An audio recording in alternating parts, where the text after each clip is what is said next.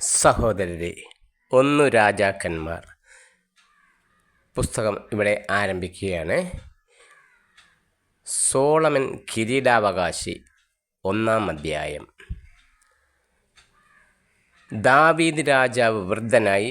പരിചാരകർ അവനെ പുതപ്പിച്ചിട്ടും കുളിർ മാറിയില്ല. അവർ അവനോട് പറഞ്ഞു, യജമാനനായ രാജാവിനു വേണ്ടി ഒരു യുവതിയെ ഞങ്ങൾ അന്വേഷിക്കട്ടെ. അവൾ അങ്ങയെ പരിചരിക്കുകയും അങ്ങയോട് ചേർന്ന് കിടന്ന് ചൂട് പകരുകയും ചെയ്യട്ടെ. അവർ സുന്ദരിയായ ഒരു യുവതിയെ ഇസ്രായേലിലെങ്ങും അന്വേഷിച്ചു. ഷൂനാംകാരി അബീഷാഗിനെ കണ്ടെത്തി. അവളെ രാജസന്നിധിയിൽ കൊണ്ടുവന്നു. അതീവ സുന്ദരിയായിരുന്ന അവൾ രാജാവിനെ ശുശ്രൂഷിച്ചു. എന്നാൽ രാജാവ് അവളെ അറിഞ്ഞില്ല.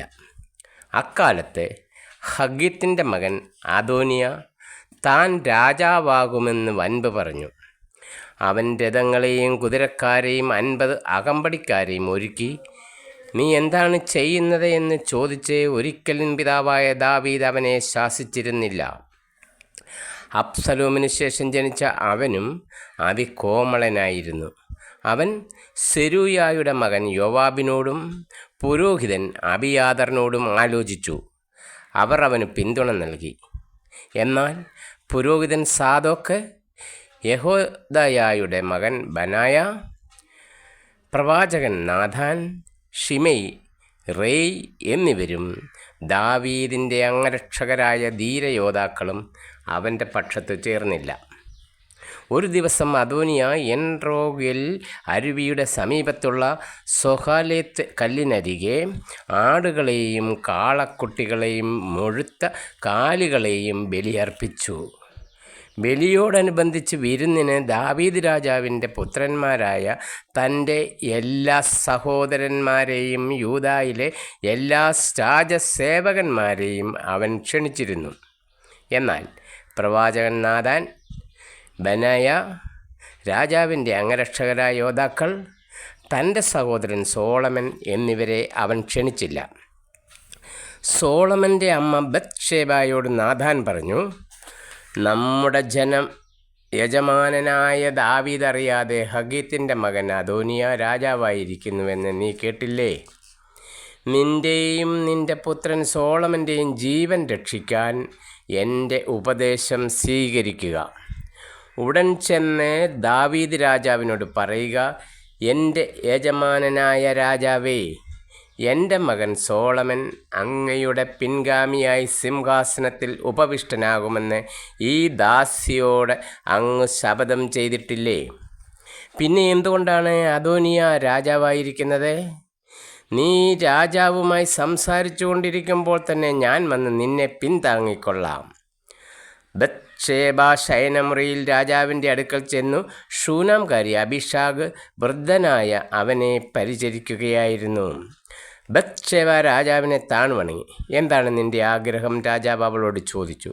അവൾ പറഞ്ഞു, യജമാനനെ, എൻ്റെ മകൻ സോളമൻ അങ്ങയ്ക്ക് ശേഷം സിംഹാസനത്തിൽ ഉപവിഷ്ടനാകുമെന്ന് ദൈവമായ കർത്താവിൻ്റെ നാമത്തിൽ അങ്ങനോട് സത്യം ചെയ്തിരുന്നല്ലോ. ഇപ്പോഴിതാ അദോനിയ രാജാവായിരിക്കുന്നു. യജമാനനായ രാജാവ് ഇതൊന്നും അറിയുന്നുമില്ല. അവൻ കാളകളെയും കൊഴുത്ത അനേകം ആടുമാടുകളെയും ബലിയർപ്പിക്കുകയും അങ്ങേ എല്ലാ പുത്രന്മാരെയും പുരോഹിതൻ അബിയാദറിനെയും സേനാനായകൻ യോവാബിനെയും വിരുന്നിന് ക്ഷണിക്കുകയും ചെയ്തു. എന്നാൽ അങ്ങയുടെ ദാസനായ സോളമനെ ക്ഷണിച്ചില്ല. എൻ്റെ യജമാനനായ രാജാവേ, അങ്ങയുടെ പിൻഗാമി ആരാണ് സിംഹാസനത്തിൽ വാഴുകയെന്ന് അങ്ങ് പ്രഖ്യാപിക്കുന്നത് കേൾക്കാൻ ഇസ്രായേൽ ജനം കാത്തിരിക്കുകയാണ്.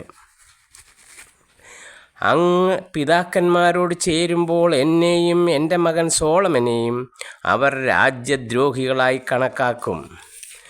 അവൾ രാജാവിനോട് സംസാരിച്ചു കൊണ്ടിരിക്കുമ്പോൾ പ്രവാചകൻ നാഥാൻ കടന്നു വന്നു.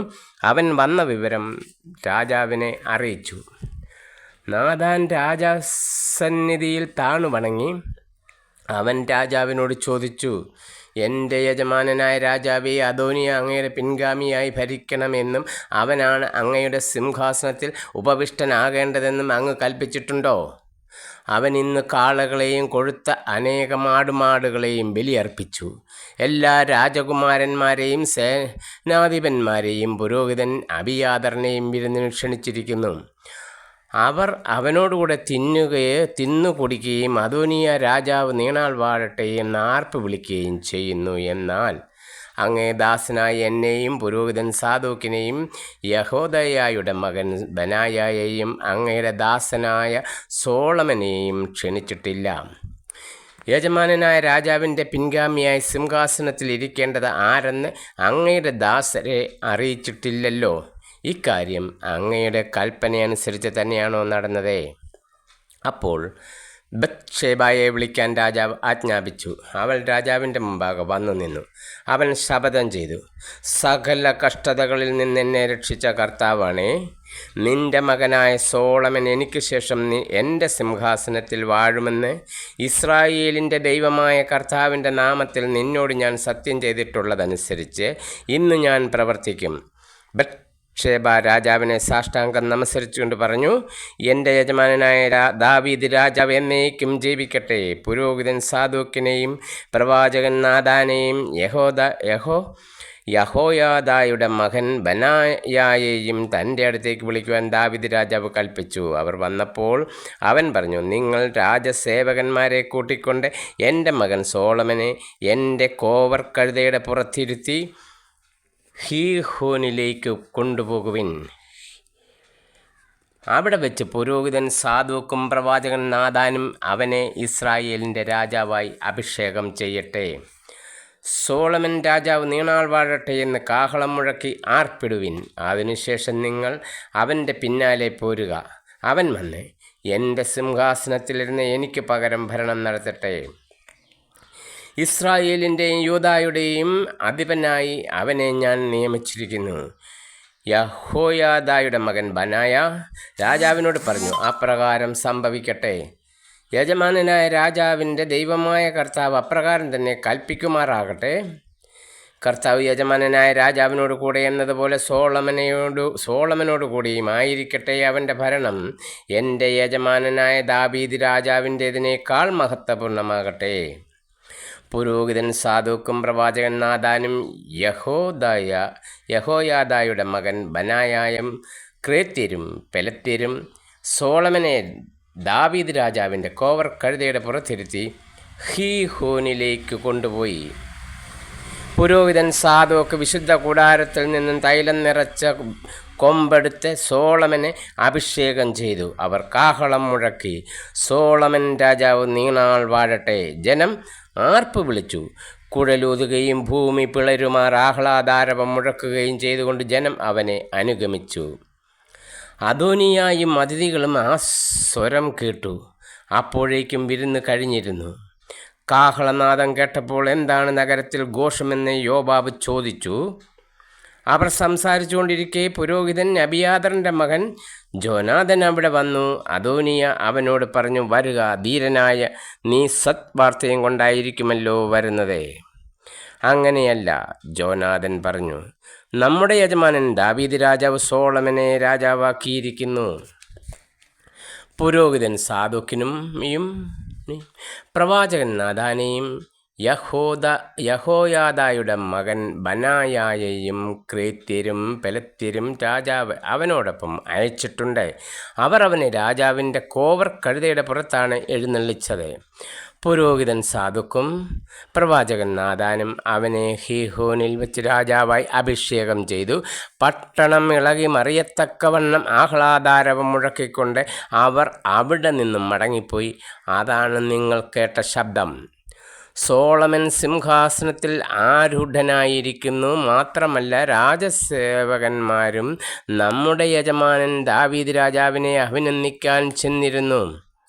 അങ്ങയുടെ ദൈവം സോളമൻ്റെ നാമത്തെ അങ്ങയുടേതിനേക്കാൾ മഹനീയവും അവൻ്റെ ഭരണം അങ്ങയുടേതിനേക്കാൾ ശ്രേഷ്ഠവുമാകട്ടെ എന്ന് അവർ ആശംസിച്ചു. രാജാവ് കിടക്കയിൽ കിടന്നുകൊണ്ട് നമിച്ചു. അനന്തരം ദാവീദ് പറഞ്ഞു, ഇസ്രായേലിൻ്റെ ദൈവമായ കർത്താവ് വാഴ്ത്തപ്പെടട്ടെ. എൻ്റെ മക്കളിൽ ഒരുവൻ സിംഹാസനത്തിൽ ഇരിക്കുമെന്നത് കാണാൻ അവിടുന്ന് എനിക്കിടയെ വരുത്തി. അപ്പോൾ അദോനിയായുടെ അതിഥികൾ ഭയന്നെഴുന്നേറ്റ് താങ്കളുടെ വഴിക്ക് പോയി. സോളമനോടുള്ള ഭയം നിമിത്തം അദോനിയ ഓടിച്ചെന്ന് ബലിപീഠത്തിൻ്റെ വളർക്കോണിൽ പിടിച്ചു. സോളമൻ രാജാവ് എന്നെ വാളിനിരയാക്കുകയില്ലെന്ന് സത്യം ചെയ്യട്ടെ എന്ന് പറഞ്ഞ് അദോനിയ തന്നെ ഭയന്ന് ബലിപീഠത്തിൻ്റെ വളർക്കോണിൽ പിടിച്ചുകൊണ്ട് നിൽക്കുന്നുവെന്ന് സോളമൻ അറിഞ്ഞു. അപ്പോൾ സോളമൻ പറഞ്ഞു, അവൻ വിശ്വസ്തനെങ്കിൽ അവൻ്റെ തലയിൽ നിന്നൊരു രോമം പോലും വീഴുകയില്ല, കുറ്റക്കാരനെങ്കിൽ മരിക്കുക തന്നെ വേണം. സോളമൻ രാജാവ് അവനെ ബലിപീഠത്തെങ്കിൽ നാളയച്ചു വരുത്തി അവൻ രാജാവിനെ നമിച്ചു. സോളമൻ അവനോട് വീട്ടിൽ പോയിക്കൊള്ളുക എന്ന് ആജ്ഞാപിച്ചു. ദാവീദിൻ്റെ മരണം. 2-ാം അധ്യായം. മരണമടുത്തപ്പോൾ ദാവീദ് പുത്രൻ സോളമനെ അടുത്ത് വിളിച്ച് ഇപ്രകാരം നിർദ്ദേശിച്ചു: മർത്യൻ്റെ പാതയിൽ ഞാനും പോകുന്നു. ധീരനായിരിക്കുക, പൗരുഷത്തോടെ പെരുമാറുക, നിന്റെ ദൈവമായ കർത്താവിൻ്റെ ശാസനകൾ നിറവേറ്റുക. മോശയുടെ നിയമത്തിൽ എഴുതിയിട്ടുള്ളതുപോലെ അവിടുത്തെ മാർഗത്തിൽ ചരിക്കുകയും അവിടുത്തെ ചട്ടങ്ങളും പ്രമാണങ്ങളും കൽപ്പനകളും സാക്ഷ്യങ്ങളും അനുസരിക്കുകയും ചെയ്യുക. നിന്റെ എല്ലാ പ്രവൃത്തികളും ഉദ്യമങ്ങളും വിജയമണിയും.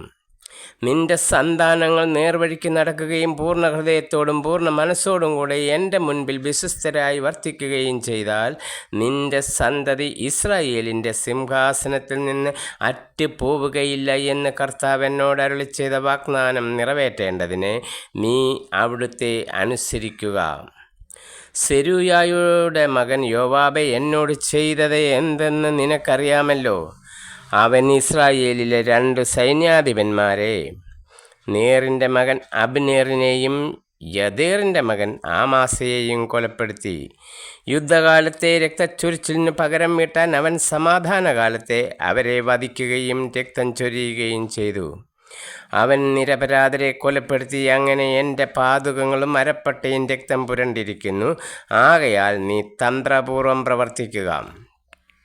അവൻ വാർദ്ധക്യത്തിലെത്തി സമാധാനത്തോടെ മരിക്കാൻ ഇടവരുത്തരുത്. എന്നാൽ ഗിലെയാദുകാരനായ ബർസില്ലായുടെ മക്കളോട് കാരുണ്യം കാണിക്കണം. നിന്റെ ഭക്ഷണമേശയിൽ അവരും പങ്കുചേരട്ടെ.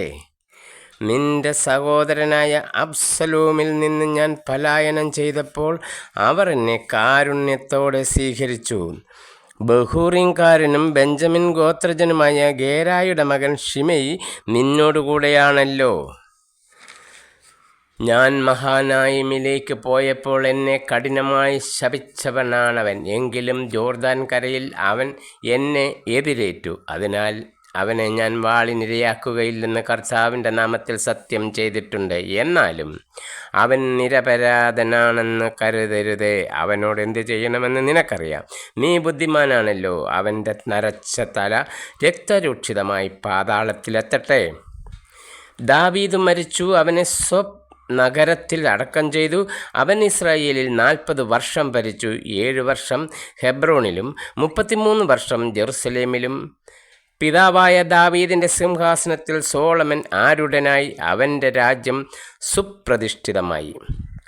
സോളമൻ എതിരാളികളെ നിർമ്മാർജ്ജനം ചെയ്യുന്നു.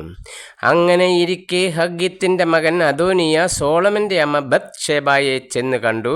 നിന്റെ വരവ് സൗഹാർദ്ദപരമാണോ എന്ന് അവൾ അവനോട് ചോദിച്ചു. അവൻ പറഞ്ഞു, സൗഹാർദ്ദപരം തന്നെ. എന്നാൽ എനിക്ക് ചിലത് പറയാനുള്ളത് പറയുക.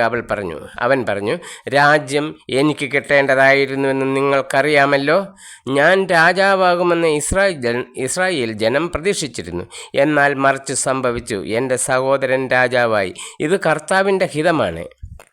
ഇപ്പോൾ ഞാൻ ഒരു കാര്യം അഭ്യർത്ഥിക്കുകയാണ്, അത് തള്ളിക്കളയരുത്. എന്താണെന്ന് പറയുക. അവൾ പറഞ്ഞു. അവൻ അഭ്യർത്ഥിച്ചു, ഷൂനാംകാരി അബിഷാഗിനെ എനിക്ക് ഭാര്യയായി തരണമെന്ന് സോളമൻ രാജാവിനോട് പറയണം. അവൻ നിങ്ങളുടെ അപേക്ഷ തള്ളിക്കളയുകയില്ല. ശരി, ഞാൻ നിനക്ക് വേണ്ടി രാജാവിനോട് സംസാരിക്കാം. അവൾ പറഞ്ഞു. ബത്ത്ശേബ അദോനിയായ്ക്ക് വേണ്ടി സംസാരിക്കാൻ സോളമൻ രാജാവിനെ സമീപിച്ചു.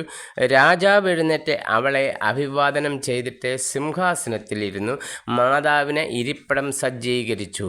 അവൾ രാജാവിൻ്റെ വലത്തുഭാഗത്തിരുന്നു. ഞാൻ നിന്നോട് ഒരു ചെറിയ കാര്യം ആവശ്യപ്പെടുന്നു, തള്ളിക്കളയരുതേ. അവൾ പറഞ്ഞു. എന്താണമ്മേ? അതെ, പറയുക, ഞാൻ തള്ളിക്കളയുകയില്ല. അവൻ മറുപടി പറഞ്ഞു. ഷൂനാംകാരി അബിഷാഗിനെ നിന്റെ സഹോദരൻ അദോനിയായ്ക്ക് ഭാര്യയായി കൊടുക്കണം. അവൾ പറഞ്ഞു. സോളമൻ രാജാവ് അമ്മയോട് ഇങ്ങനെ പ്രതിവചിച്ചു, ഷൂനാംകാരി അഭിഷാകിനെ അദോനിയായ്ക്ക് വേണ്ടി ചോദിക്കുന്നത് എന്താണ്? രാജ്യവും അവന് വേണ്ടി ചോദിക്കാമല്ലോ, അവൻ എൻ്റെ ജ്യേഷ്ഠനല്ലേ? പുരോഹിതൻ അബിയാദറും സെരൂയായുടെ മകൻ യോവാവും അവൻ്റെ പക്ഷമാണല്ലോ. അനന്തരം സോളമൻ കർത്താവിൻ്റെ നാമത്തിൽ ശപഥം ചെയ്തു, അദോനിയായുടെ ഈ അഭ്യർത്ഥന അവൻ്റെ ജീവൻ ഒടുക്കിയില്ലെങ്കിൽ ദൈവം എന്നോട് അതിലധികവും ചെയ്യട്ടെ. എൻ്റെ പിതാവായ ദാവീദിൻ്റെ സിംഹാസനത്തിൽ കർത്താവ് എന്നെ ഉപവിഷ്ടനാക്കി അവിടുത്തെ വാഗ്ദാനം നിറവേറ്റിക്കൊണ്ട് എനിക്ക് ഒരു ഭവനം തീർത്തിരിക്കുന്നു. കർത്താവാണേ അദോനിയ ഇന്ന് തന്നെ മരിക്കണം. സോളമൻ രാജാവിൻ്റെ കൽപ്പനയനുസരിച്ച് യഹോയാദയുടെ മകൻ ബനായ അദോനിയായെ വധിച്ചു. പുരോഹിതൻ അബിയാദറിനോട് രാജാവ് പറഞ്ഞു, നിന്റെ ജന്മദേശമായ അനാത്തോത്തിലേക്ക് പോവുക. നീയും മരണശിക്ഷയ്ക്കർഹനാണ്, എങ്കിലും ഇപ്പോൾ ശിക്ഷിക്കുന്നില്ല. ദൈവമായ കർത്താവിൻ്റെ വാഗ്ദാന പേടകം എൻ്റെ പിതാവായ ദാവീദിൻ്റെ മുൻപിൽ നീ വഹിച്ചു. കൂടാതെ എൻ്റെ പിതാവിൻ്റെ എല്ലാ ദുരിതങ്ങളിലും നീയും പങ്കുചേർന്നു. സോളമൻ അബിയാദറിനെ കർത്താവിൻ്റെ പുരോഹിത സ്ഥാനത്ത് നിന്ന് നീക്കം ചെയ്തു. ഇങ്ങനെ കർത്താവ് ഷീലോയിൽ വെച്ച് ഏലിയുടെ ഭവനത്തെപ്പറ്റി അരുളിച്ചെയ്തത് നിറവേറി. ഈ വാർത്ത അറിഞ്ഞയുടനെ യോബാബ് ഓടിച്ചെന്ന് കർത്താവിൻ്റെ കൂടാരത്തിൽ ബലിപീഠത്തിൻ്റെ വളർക്കോണുകളിൽ പിടിച്ചു. അവൻ അബ്സലോമിൻ്റെ പക്ഷം ചേർന്നിരുന്നെങ്കിലും അദോനിയായുടെ പക്ഷം ചേർന്നവനാണ്. അവൻ അബ്സലോമിൻ്റെ പക്ഷം ചേർന്നിരുന്നില്ലെങ്കിലും അദോനിയായുടെ പക്ഷം ചേർന്നവനാണ്. യോബാവ് കർത്താവിൻ്റെ കൂടാരത്തിൽ ബലിപീഠത്തിനരികെ നിൽക്കുന്നുവെന്നറിഞ്ഞ സോളമൻ രാജാവ് ഉടനെ അവനെ കൊന്നുകളയുക എന്ന് പറഞ്ഞ് യഹോയാദയുടെ മകൻ ബനായായെ അയച്ചു. ബനായ കർത്താവിൻ്റെ കൂടാരത്തിൽ ചെന്ന് അവനോട് പറഞ്ഞു, പുറത്തു വരാൻ രാജാവ് കൽപ്പിക്കുന്നതായി പറഞ്ഞു. വരികയില്ല, ഞാൻ ഇവിടെ തന്നെ മരിക്കുമെന്നായിരുന്നു അവൻ്റെ മറുപടി. യോബാവ് പറഞ്ഞത് ബനായ രാജാവിനെ അറിയിച്ചു. അവൻ പറഞ്ഞതുപോലെ ചെയ്യുക, അവനെ കൊന്നു കുഴിച്ചിടുക എന്ന് രാജാവ് ബനായയോട് കൽപ്പിച്ചു. അങ്ങനെ യോബാബ് കാരണമായി ചിന്തിയ നിഷ്കളങ്ക രക്തത്തിൻ്റെ ഉത്തരവാദിത്വം എന്നിൽ നിന്നും എൻ്റെ പിതൃഭവനത്തിൽ നിന്നും നീക്കിക്കളയുക. അവൻ്റെ രക്തപങ്കിലമായ പ്രവൃത്തികളുടെ പ്രതിഫലം അവൻ്റെ മേൽ തന്നെ കർത്താവ് വരുത്തട്ടെ. ഇസ്രായേൽ സൈന്യാധിപനും നേറിൻ്റെ മകനുമായ അബനേറിനെയും യൂദാ സൈന്യാധിപനും യാദേറിൻ്റെ മകനുമായ ആമാസയെയും എൻ്റെ പിതാവായ ദാവീദിൻ്റെ അറിവ് കൂടാതെ അവൻ വാളിനിരയാക്കി. അവർ ഇരുവർക്കും അവനേക്കാൾ നീതിയും സദ്ഗുണവും ഉണ്ടായിരുന്നല്ലോ. അവരെ കൊന്നതിൻ്റെ ശിക്ഷ യോവാബിൻ്റെയും അവൻ്റെ സന്തതികളുടെയും മേൽ എന്നേക്കും ഉണ്ടാകും. ദാവീദിനും അവൻ്റെ സന്തതികൾക്കും കുടുംബത്തിനും സിംഹാസനത്തിനും കർത്താവിൻ്റെ സമാധാനം എന്നേക്കും ലഭിക്കും. യഹോയാദയുടെ മകൻ ബനായ യോവാബിനെ വധിച്ച് വിജനപ്രദേശത്തുള്ള അവൻ്റെ ഭവനത്തിൽ അടക്കം ചെയ്തു. രാജാവ് അവന് പകരം യഹോയാദയുടെ മകൻ ബനായയെ സൈന്യാധിപനായി നിയമിച്ചു. അബിയാദറിന് പകരം പുരോഹിതൻ സാദോക്കിനെയും നിയമിച്ചു. പിന്നെ രാജാവ് ആളയച്ച് ഷിമിയെ വരുത്തി അവനോട് പറഞ്ഞു, ജെറുസലേമിൽ ഒരു വീട് പണിത് പാർത്തുകൊള്ളുക, അവിടം വിട്ടുപോകരുതേ. പുറത്തിറങ്ങി കെദ്രോൻ തോട് കടക്കുന്ന നാളിൽ നീ മരിക്കും എന്നെ ഓർമ്മിച്ചുകൊള്ളുക. നിന്റെ രക്തത്തിന് നീ തന്നെയായിരിക്കും ഉത്തരവാദി. ശരി, രാജാവായ അങ്ങ് കൽപ്പിക്കുന്നത് പോലെ ഞാൻ ചെയ്തു കൊള്ളാമെന്ന് ഷിമെയി പറഞ്ഞു. അങ്ങനെ കുറേ കാലം അവൻ ജെറുസലേമിൽ വസിച്ചു. 3 വർഷത്തിന് ശേഷം ഷിമെയിയുടെ 2 അടിമകൾ മാഖായുടെ മകനും ഗത്തിലെ രാജാവുമായ അക്കീഷിൻ്റെ അടുത്തേക്ക് ഓടിപ്പോയി. തൻ്റെ അടിമകൾ ഗത്തിലുണ്ടെന്ന് ഷിമെയി അറിഞ്ഞു. അവൻ അടിമകളെ അന്വേഷിച്ച് കഴുതപ്പുറത്ത് കയറി ഗത്തിൽ അക്കീഷിൻ്റെ അടുത്തേക്ക് തിരിച്ചു. അവൻ അവരെ ഗത്തിൽ നിന്ന് മടക്കിക്കൊണ്ടുവന്ന് ഷിമെയി ജെറുസലേം വിട്ട് ഗത്തിൽ പോയി മടങ്ങിയെത്തിയെന്ന് സോളമൻ അറിവ് കിട്ടി. രാജാവ് ആളയച്ച് ഷിമെയെ വരുത്തി പറഞ്ഞു, ജെറുസലേം വിട്ട് പോകരുതെന്ന് ദൈവനാമത്തിൽ ഞാൻ നിന്നോട് ആജ്ഞാപിച്ചിട്ടുള്ളതാണ്. പോയാൽ നീ മരിക്കുമെന്ന് ഞാൻ മുന്നറിയിപ്പ് നൽകിയിട്ടുമുണ്ട്. നീ അത് സമ്മതിച്ച് എന്നെ അനുസരിക്കാമെന്ന് വാഗ്ദാനം ചെയ്തിട്ടില്ലേ? എന്തുകൊണ്ടാണ് കർത്താവിൻ്റെ നാമത്തിലുള്ള പ്രതിജ്ഞ നീ ലംഘിച്ചത്? എന്തുകൊണ്ട് എൻ്റെ കൽപ്പന നീ നിരസിച്ചു? രാജാവ് തുടർന്നു, എൻ്റെ പിതാവായ ദാവീദിനോട് നീ പ്രവർത്തിച്ച തിന്മകൾ എന്തൊക്കെയാണെന്ന് നിനക്കറിയാമല്ലോ. കർത്താവിൻ്റെ ശിക്ഷ നീ അനുഭവിക്കണം. എന്നാൽ സോളമൻ രാജാവ് അനുഗ്രഹീതനായിരിക്കും. ദാവീദിൻ്റെ സിംഹാസനം കർത്താവിൻ്റെ മുൻപിൽ എന്നേക്കും സുസ്ഥാപിതമായിരിക്കുകയും ചെയ്യും. രാജാവ് യഹോയാദായുടെ മകൻ ബനായയോട് കൽപ്പിച്ചു. അവൻ ഷിമെയിയെ വധിച്ചു. അങ്ങനെ രാജ്യം സോളമൻ്റെ കയ്യിൽ സുസ്ഥിരമായി. സോളമൻ്റെ ജ്ഞാനം 3-ാം അധ്യായം. സോളമൻ ഈജിപ്തിലെ രാജാവായ ഫറവോയുടെ മകളെ വിവാഹം ചെയ്ത് അവനുമായി ബന്ധുത്വം സ്ഥാപിച്ചു. തൻ്റെ കൊട്ടാരവും കർത്താവിൻ്റെ ആലയവും ജെറുസലേമിന് ചുറ്റുമുള്ള മതിലും പണിതു തീരുന്നതുവരെ സോളമൻ അവളെ ദാവീദിൻ്റെ നഗരത്തിൽ പാർപ്പിച്ചു. കർത്താവിനൊരു ആലയം അതുവരെ നിർമ്മിച്ചിരുന്നില്ല. ജനങ്ങൾ പൂജാഗിരികളിലാണ് ബലിയർപ്പിച്ചു പോന്നത്. സോളമൻ തൻ്റെ പിതാവായ ദാവീദിൻ്റെ അനുശാസനങ്ങൾ അനുസരിച്ച് അങ്ങനെ കർത്താവിനെ സ്നേഹിച്ചു. എന്നാൽ അവൻ പൂജാഗിരികളിൽ ബലിയർപ്പിച്ചു ധൂപാർച്ചന നടത്തി. ഒരിക്കൽ രാജാവ് ബലിയർപ്പിക്കാൻ മുഖ്യ പൂജാഗിരിയായ ഗിബയോനിലേക്ക് പോയി. ആ ബലിപീഠത്തിൽ അവൻ 1000 ദഹനബലി അർപ്പിച്ചിട്ടുണ്ടായിരുന്നു. അവിടെ വെച്ച് രാത്രി കർത്താവ് സോളമന് സ്വപ്നത്തിൽ പ്രത്യക്ഷനായി ദൈവം അവനോട് അരുളിച്ചത്, നിനക്ക് എന്ത് വേണമെന്ന് പറഞ്ഞുകൊള്ളുക. അവൻ പറഞ്ഞു, എൻ്റെ പിതാവും അങ്ങയുടെ ദാസനുമായ ദാവീദ് വിശ്വസ്തയോടും നീതിബോധത്തോടും പരമാർത്ഥ ഹൃദയത്തോടും കൂടെ അവിടുത്തെ മുൻപിൽ വ്യാപരിച്ചു. അങ്ങ് അവനോട് അതിയായ സ്നേഹം എപ്പോഴും കാണിച്ചു പോന്നു. അവിടുന്ന് ആ സ്നേഹം നിലനിർത്തുകയും അവൻ്റെ സിംഹാസനത്തിലിരിക്കാൻ ഒരു മകനെ നൽകുകയും ചെയ്തു. എൻ്റെ ദൈവമായ കർത്താവേ, ഭരണപരിചയമില്ലാത്ത ഒരു ബാലനായിരുന്നിട്ട് പോലും ഈ ദാസനെ എൻ്റെ പിതാവായ ദാവീദിൻ്റെ സ്ഥാനത്ത് രാജാവാക്കിയിരിക്കുന്നു. അങ്ങ് തിരഞ്ഞെടുത്തതും സംഖ്യാതീതവുമായ ഒരു മഹാജനത്തിൻ്റെ നടുവിലാണ് അങ്ങയുടെ ദാസൻ. ഈ മഹാജനത്തെ ഭരിക്കാൻ ആർക്ക് കഴിയും? ആകയാൽ നന്മയും തിന്മയും വിവേചിച്ചറിഞ്ഞ് അങ്ങയുടെ ജനത്തെ ഭരിക്കാൻ പോരുന്ന വിവേകം ഈ ദാസനു നൽകിയാലും. സോളമൻ്റെ ഈ അപേക്ഷ കർത്താവിനു പ്രീതികരമായി. അവിടുന്ന് അവനോട് അരുളി ചെയ്തു, നീ ദീർഘായുസോ സമ്പത്തോ ശത്രുസംഹാരമോ ആവശ്യപ്പെടാതെ നീതി നിർവഹണത്തിന് വേണ്ട വിവേകം മാത്രമാണ് ആവശ്യപ്പെട്ടത്. നിന്റെ അപേക്ഷ ഞാൻ സ്വീകരിച്ചിരിക്കുന്നു. ജ്ഞാനവും വിവേകവും ഞാൻ നിനക്ക് തരുന്നു. ഇക്കാര്യത്തിൽ നിനക്ക് തുല്യനായി ആരും ഉണ്ടായിട്ടില്ല, ഇനി ഉണ്ടാവുകയുമില്ല. മാത്രമല്ല, നീ ചോദിക്കാത്തവ കൂടി ഞാൻ നിനക്ക് തരുന്നു.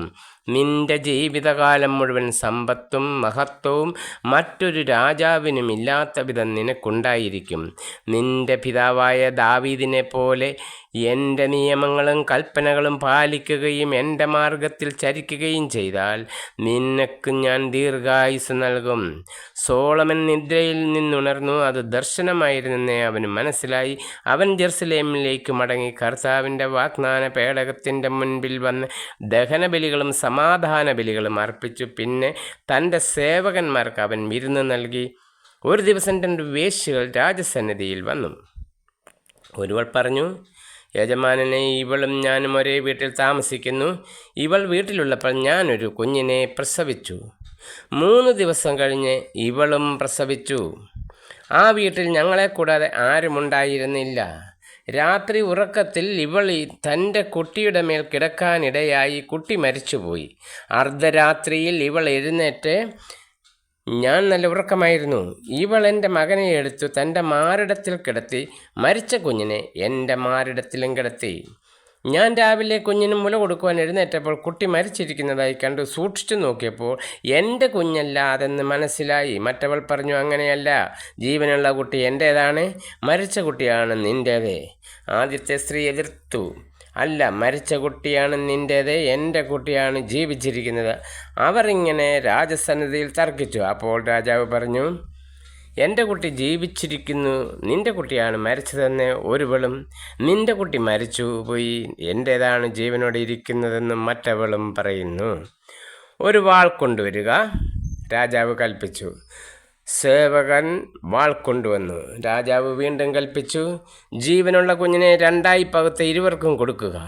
ഉടനെ ജീവനുള്ള ശിശുവിൻ്റെ അമ്മ തൻ്റെ കുഞ്ഞിനെ ഓർത്ത് ഹൃദയം നീറി പറഞ്ഞു, യജമാനനെ, കുട്ടിയെ കൊല്ലരുത്, അവനെ അവൾക്ക് ജീവനോടെ കൊടുത്തുകൊള്ളുക.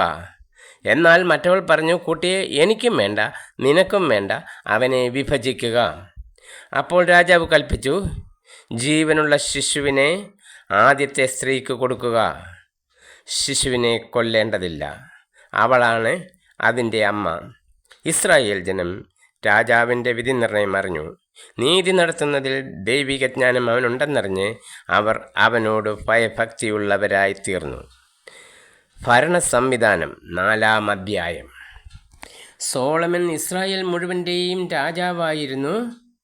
അവൻ്റെ പ്രധാന സേവകന്മാർ സാദോക്കിൻ്റെ പുത്രൻ അസറിയ പുരോഹിതനും ഷീഷായുടെ പുത്രന്മാരായ ഏലിഹോറേഫും അഹിയായും കാര്യവിചാരകന്മാരുമായിരുന്നു.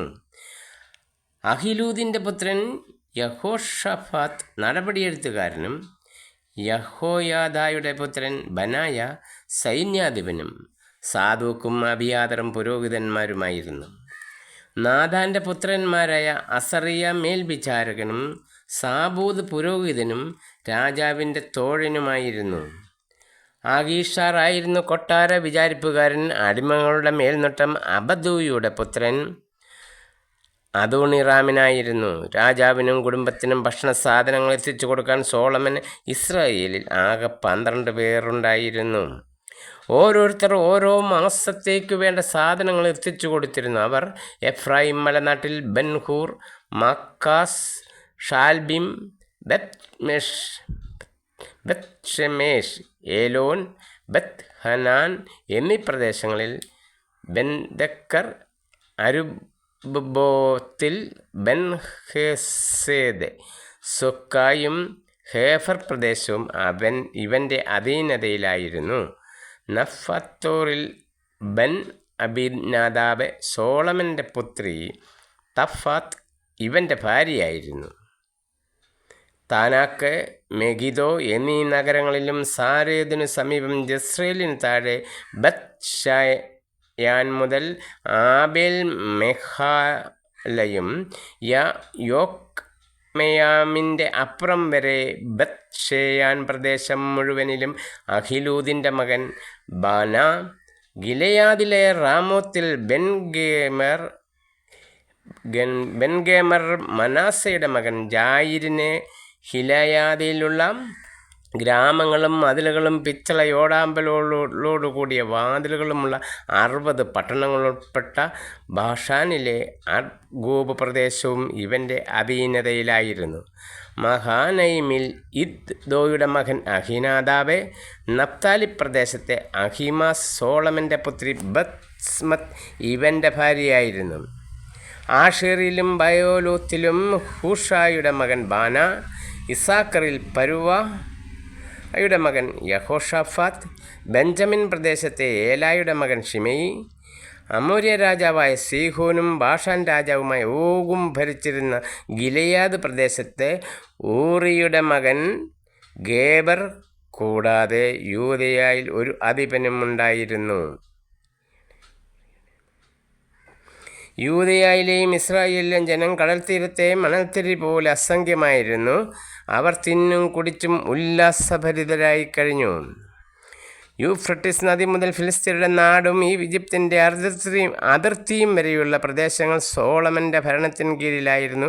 അവൻ്റെ ജീവിതകാലം മുഴുവൻ ജനം കാഴ്ചകൾ സമർപ്പിക്കുകയും അവനെ സേവിക്കുകയും ചെയ്തു. സോളമൻ്റെ അനുദിന ചെലവ് 30 കോർ നേർത്ത മാവും 60 കോർ സാധാരണ മാവും, കലമാൻ, പേടമാൻ, മ്ലാവ്, കോഴി എന്നിവയ്ക്ക് പുറമെ കൊഴുത്ത 10 കാളകൾ, 20 കാലികൾ, 100 മുട്ടാടുകൾ ഇവയുമായിരുന്നു. യൂഫ്രട്ടീസിന് പടിഞ്ഞാറ് തിപ്സ മുതൽ ഗാസ വരെയുള്ള പ്രദേശങ്ങൾ സോളമൻ്റെ അധീനതയിലായിരുന്നു. യൂഫ്രട്ടീസിന് പടിഞ്ഞാറുള്ള എല്ലാ രാജാക്കന്മാരും അവന് കീഴ്പ്പെട്ടിരുന്നു. അയൽ നാടുകളുമായി അവൻ സമാധാനത്തിൽ കഴിഞ്ഞു. സോളമൻ്റെ കാലം മുഴുവൻ ദാൻ മുതൽ ബർഷേബ വരെ യൂദയായിലും ഇസ്രായേലിലും ജനം മുന്തിരിയും അത്തിയും കൃഷി ചെയ്ത് സുരക്ഷിതമായി ജീവിച്ചു. സോളമന് 12,000 കുതിരപ്പടയാളികളും തേർക്കുതിരകൾക്കായി 40,000 പന്തികളും ഉണ്ടായിരുന്നു. മുൻപ് പറഞ്ഞ സേവകന്മാർ ഓരോരുത്തരും നിശ്ചിത മാസത്തിൽ സോളമൻ രാജാവിനും അവനോടൊപ്പം ഭക്ഷിച്ചിരുന്നവർക്കും ആവശ്യമായ സാധനങ്ങൾ എത്തിച്ചിരുന്നു. ഒരു കുറവും വരുത്തിയില്ല. അവർ കുതിരകൾക്കും വേഗമേറിയ പടക്കുതിരകൾക്കും വേണ്ട ബാർലിയും വൈക്കോലും മുറപ്രകാരം യഥാസ്ഥാനം എത്തിച്ചു കൊടുക്കുകയും ചെയ്തിരുന്നു. ദൈവം സോളമനെ അളവറ്റ ജ്ഞാനവും ഉൾക്കാഴ്ചയും കടൽ തീരം പോലെ വിശാലമായ ഹൃദയവും പ്രദാനം ചെയ്തു. പൗരസ്ത്യദേശത്തെയും ഈജിപ്തിലെയും ജ്ഞാനികളെ അതിശയിക്കുന്നതായിരുന്നു സോളമൻ്റെ ജ്ഞാനം. എസ്രാഹ്യനായ ഏഥാൻ മഹലിൻ്റെ പുത്രന്മാരായ ഹേമാൻ, കൽക്കോൽ, ദാർദ തുടങ്ങി എല്ലാവരെയും കാൾ ജ്ഞാനിയായിരുന്നു അവൻ. അവൻ്റെ പ്രശസ്തി ചുറ്റുമുള്ള എല്ലാ രാജ്യങ്ങളിലും വ്യാപിച്ചു. അവൻ 3000 സുഭാഷിതങ്ങളും 1005 ഗീതങ്ങളും രചിച്ചു. ലെബനോനിലെ ദേവദാരു മുതൽ ചുമരിൽ മുളയ്ക്കുന്ന പായൽ വരെ എല്ലാ സസ്യങ്ങളെയും കുറിച്ച് അവൻ പ്രതിപാദിച്ചു. മൃഗങ്ങളെയും പക്ഷികളെയും ഇഴജന്തുക്കളെയും മത്സ്യങ്ങളെയും കുറിച്ച് അവൻ സംസാരിച്ചിരുന്നു. സോളമൻ്റെ ജ്ഞാനത്തെപ്പറ്റി കേട്ടിട്ടുള്ള രാജാക്കന്മാരിലും ജനതകളിലും നിന്ന് ധാരാളം പേർ അവൻ്റെ ഭാഷണം കേൾക്കാനെത്തിയിരുന്നു. ദേവാലയ നിർമ്മാണത്തിനുള്ള ഒരുക്കം 5-ാം അധ്യായം. സോളമനെ പിതാവിൻ്റെ സ്ഥാനത്ത് രാജാവായി അഭിഷേകം ചെയ്തിരിക്കുന്നുവെന്ന് കേട്ട് ടിയർ രാജാവായ ഹീരാം അവൻ്റെ അടുത്തേക്ക് ദൂതന്മാരെ അയച്ചു. ഹീരാം എന്നും ദാവീദുമായി മൈത്രിയിലായിരുന്നു. സോളമൻ ഹീരാമിനൊരു സന്ദേശമയച്ചു. എൻ്റെ പിതാവായ ദാവീദിനു തൻ്റെ ദൈവമായ കർത്താവിനൊരു ആലയം പണിയാൻ കഴിഞ്ഞില്ലെന്ന് നിനക്കറിയാമല്ലോ. ചുറ്റുമുള്ള ശത്രുക്കളെ കർത്താവ് അവന് കീഴ്പ്പെടുത്തുന്നതുവരെ അവന് തുടർച്ചയായി യുദ്ധം ചെയ്യേണ്ടി വന്നു. എന്നാൽ എനിക്ക് പ്രതിയോഗിയില്ല, ദൗർഭാഗ്യവുമില്ല. എൻ്റെ ദൈവമായ കർത്താവ് എനിക്ക് എല്ലാ തരത്തിലും സമാധാനം നൽകിയിരിക്കുന്നു. എൻ്റെ പിതാവായ ദാവീദിനോട് കർത്താവ് ഇങ്ങനെ അരുളി ചെയ്തിട്ടുണ്ട്: നിനക്ക് പകരം സിംഹാസനത്തിൽ ഞാൻ അവരോധിക്കുന്ന നിൻ്റെ മകൻ എൻ്റെ നാമത്തിന് ഒരു ആലയം പണിയും. അതനുസരിച്ച് എൻ്റെ ദൈവമായ കർത്താവിന് ആലയം നിർമ്മിക്കണമെന്ന് ഞാൻ ഉദ്ദേശിക്കുന്നു. ആകയാൽ ലെബനോനിൽ നിന്ന് എനിക്കായി ദേവദാരു മുറിക്കാൻ ആജ്ഞ നൽകിയാലും എൻ്റെ ജോലിക്കാരും നിൻ്റെ ജോലിക്കാരോടും കൂടെ ഉണ്ടായിരിക്കും. അവർക്ക് നീ നിശ്ചയിക്കുന്ന കൂലി ഞാൻ തരാം. സീദോന്യരെ പോലെ മരം മുറിക്കാൻ പരിചയമുള്ളവർ ഞങ്ങളുടെ ഇടയിൽ ഇല്ലെന്ന് നിനക്കറിയാമല്ലോ. സോളമൻ്റെ വാക്ക്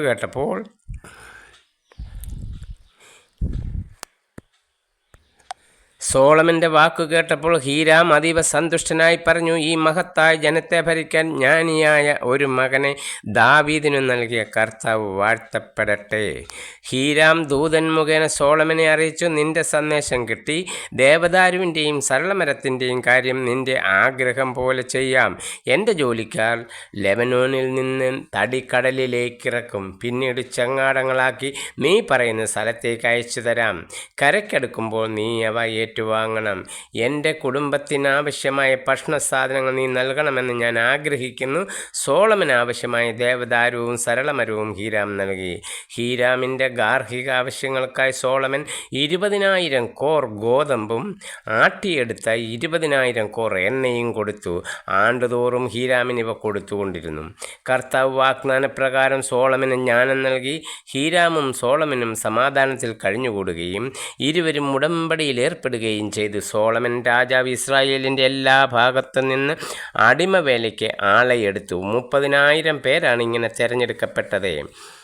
മാസം തോറും 10,000 പേരെ വീതം ലെബനോനിലേക്ക് അയച്ചുകൊണ്ടിരുന്നു. അവർ ഒരു മാസം ലെബനോനിലാണെങ്കിൽ 2 മാസം തങ്ങളുടെ വീടുകളിലായിരിക്കും. അദോണിറാമിനായിരുന്നു ഇവരുടെ മേൽനോട്ടം. ചുമടെടുക്കാൻ 70,000-ഉം മലയിൽ കല്ലുവെട്ടാൻ 80,000-ഉം ആളുകളുണ്ടായിരുന്നു. ജോലിക്കാരുടെ മേൽനോട്ടം വഹിച്ചിരുന്ന 3,300 ആളുകൾക്ക് പുറമെയായിരുന്നു ഇവർ. രാജാവിൻ്റെ കൽപ്പനയനുസരിച്ച് അവർ ദേവാലയത്തിൻ്റെ അടിത്തറ പണിയാൻ വിശേഷപ്പെട്ട വലിയ കല്ലുകൾ കൊണ്ടുവന്നു ചെത്തിശരിപ്പെടുത്തി. സോളമൻ്റെയും ഹീരാമിൻ്റെയും ശില്പികളും ഗേബാൻകാരും ചേർന്ന് അവ ചെത്തിമിനുക്കുകയും ദേവാലയം പണിയാനുള്ള കല്ലും മരവും തയ്യാറാക്കുകയും ചെയ്തു. ദേവാലയ നിർമ്മാണം 6-ാം അധ്യായം. ഇസ്രായേൽ ജനം ഈജിപ്തിൽ നിന്നും മോചിതരായതിൻ്റെ 180-ാം വർഷം, അതായത് സോളമൻ്റെ 4-ാം ഭരണവർഷം 2-ാമത്തെ മാസമായ സീവിൽ അവൻ ദേവാലയത്തിൻ്റെ പണി ആരംഭിച്ചു. സോളമൻ കർത്താവിനു വേണ്ടി പണിയിച്ച ഭവനത്തിന് 60 മുഴം നീളവും 20 മുഴം വീതിയും 30 മുഴം ഉയരവും ഉണ്ടായിരുന്നു.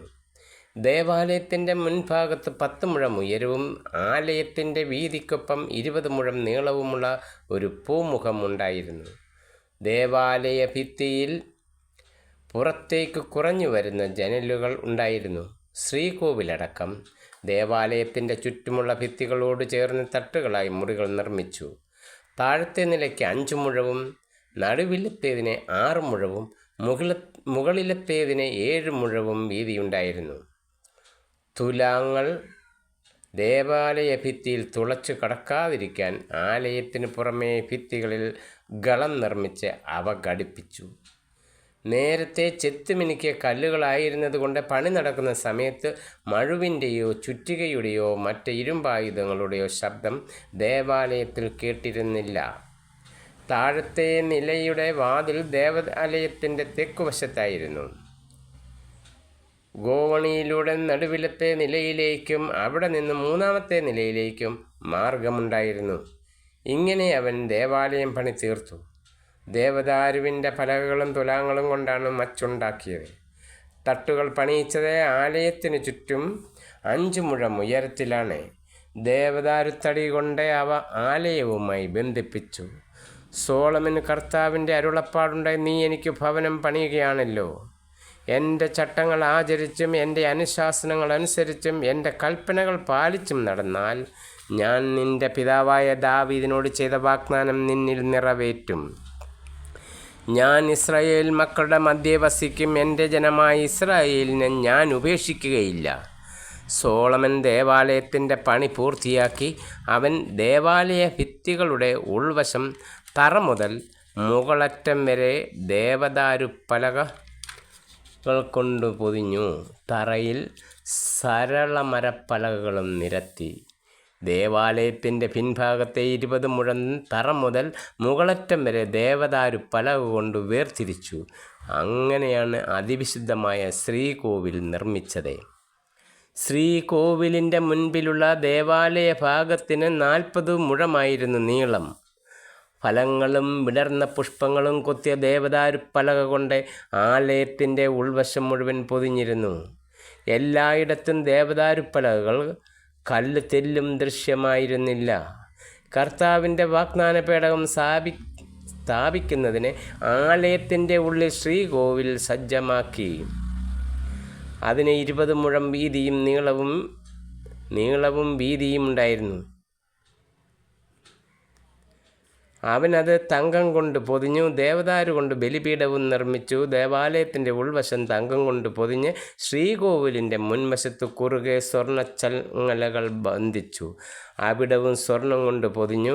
ദേവാലയം മുഴുവൻ സ്വർണം കൊണ്ട് പൊതിഞ്ഞു. ശ്രീകോവിലിലെ ബലിപീഠവും അവൻ സ്വർണം കൊണ്ട് പൊതിഞ്ഞു. 10 മുഴം ഉയരമുള്ള 2 കെരൂബുകളെ ഒലിവുതടി കൊണ്ട് നിർമ്മിച്ച് അവൻ ശ്രീകോവിലിൽ സ്ഥാപിച്ചു. കെരൂബിൻ്റെ 2 ചിറകുകൾക്കും 5 മുഴം നീളമുണ്ടായിരുന്നു. ഒരു ചിറകിൻ്റെ അറ്റം മുതൽ മറ്റേ ചിറകിൻ്റെ അറ്റം വരെ ആകെ 10 മുഴം. 2-ാമത്തെ കെരൂബിനും 10 മുഴം. 2 കെരൂബുകളുടെയും വലിപ്പം രൂപവും ഒന്നുപോലെ തന്നെ. ഒരു കെരൂബിൻ്റെ ഉയരം 10 മുഴം, മറ്റേതും അങ്ങനെ തന്നെ. സോളമൻ കെരൂബുകളെ ശ്രീകോവിലിൽ സ്ഥാപിച്ചു. ഒരു കെരൂബിൻ്റെ ചിറക് ഒരു ചുമരിലും മറ്റേ കെരൂബിൻ്റെ ചിറക് മറ്റു ചുമരിലും തൊട്ടിരിക്കത്തക്ക വിധം ചിറകുകൾ വിടർത്തിയാണ് സ്ഥാപിച്ചത്. മറ്റു 2 ചിറകുകൾ മധ്യത്തിൽ പരസ്പരം തൊട്ടിരുന്നു. അവൻ കെരൂബുകളെ സ്വർണം കൊണ്ട് പൊതിഞ്ഞു. അകത്തും പുറത്തുമുള്ള മുറികളുടെ ഭിത്തികളിൽ കെരൂബുകളും ഈന്തപ്പനകളും വിടർന്ന പുഷ്പങ്ങളും കൊത്തിവെച്ചിരുന്നു. അവയുടെ തറയിൽ സ്വർണം പതിച്ചിരുന്നു. ശ്രീകോവിലിൻ്റെ കതകുകൾ ഒലിവുതടി കൊണ്ട് നിർമ്മിച്ചു. മേൽപ്പടിയിലും കട്ടിളക്കാലുകളും ചേർന്ന് ഒരു പഞ്ചഭുജമായി ഒലിവുതടിയിൽ തീർത്ത 2 കതകുകളിലും കെരൂബ്, ഈന്തപ്പന, വിടർന്ന പുഷ്പങ്ങൾ എന്നിവ കൊത്തി. എല്ലാം സ്വർണം കൊണ്ട് പൊതിഞ്ഞു. ദേവാലയത്തിൻ്റെ കവാടത്തിൽ ഒലിവുതടി കൊണ്ട് ചതുരത്തിൽ കട്ടിളയുണ്ടാക്കി.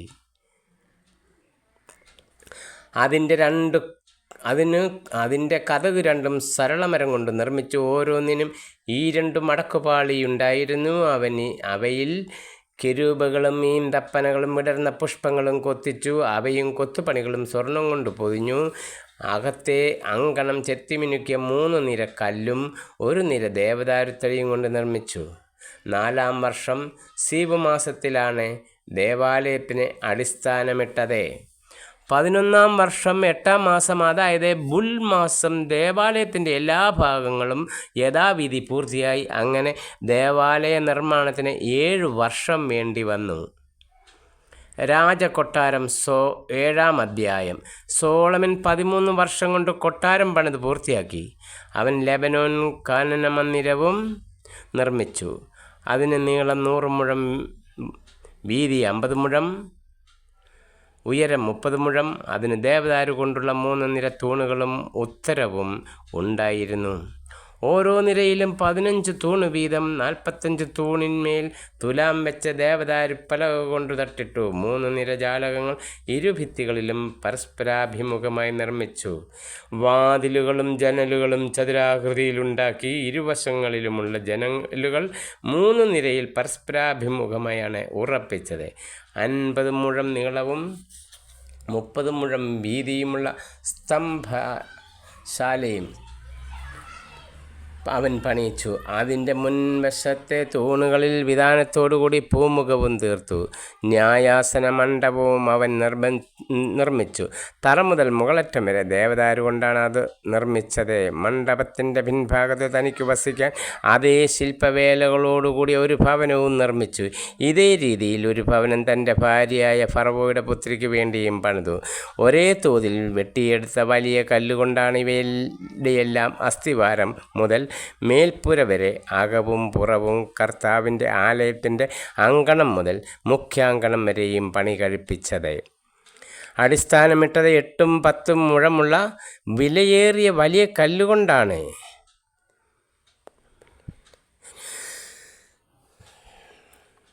അതിനു മീതെ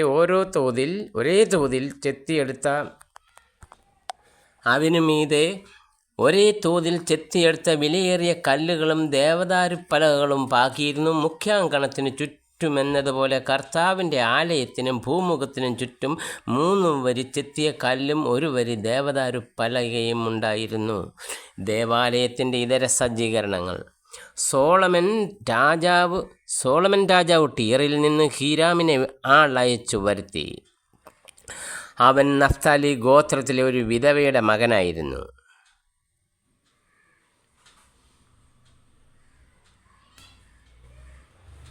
ടീർക്കാരനായ ഒരു പിച്ചളപ്പണിക്കാരനായിരുന്നു അവൻ്റെ പിതാവ് ഹീരാം.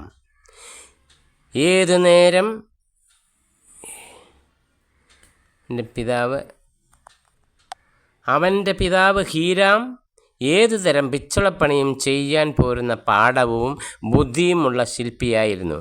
അവൻ വന്ന് സോളമൻ രാജാവിന് എല്ലാ പണികളും ചെയ്തു കൊടുത്തു. അവൻ 2 ഓട്ടുസ്തംഭങ്ങളുണ്ടാക്കി.